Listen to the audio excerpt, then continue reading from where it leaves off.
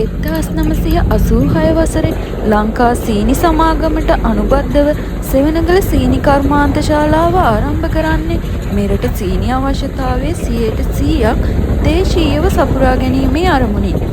නමුත් 1957 වසරේ ආරම්භ කෙරුණු කන්තලේ සීනි කර්මාන්ත ශාලාවේ සිදු වූ විවිධ කඩාවැටීම් සමග සෙවණගල සීනි කර්මාන්ත ශාලාවද අඩපණ වුණා. අවස්ථා රැසකදී විවිධ ගැටලු හේතුවෙන් මිටින් මිට නිෂ්පාදන ක්‍රියාවලිය නවතා දමන සෙවණගල සීනි කම්හල පසුගිය වසර කිහිපයේ සිය නිෂ්පාදන ක්‍රියාවලිය අඛණ්ඩව සිදු කළ අතර ඉන් මෙරට සමස්ත සීනි අවශ්‍යතාවයෙන් 10% සෙපිරෙව්වා.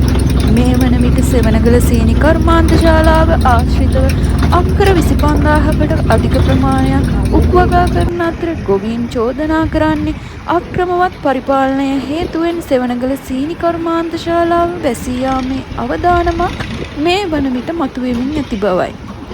සෙවණගල සීනි කර්මාන්ත ශාලාවෙන් සීනි නිෂ්පාදනය කිරීම සඳහා උක් ලබා නොගන්නා බවයි. ඒ හේතුවෙන් ඇතැම් ස්ථානවල උක් අස්වනු ගොඩගසා ඇති බවත් ගොවියන් පවසනවා.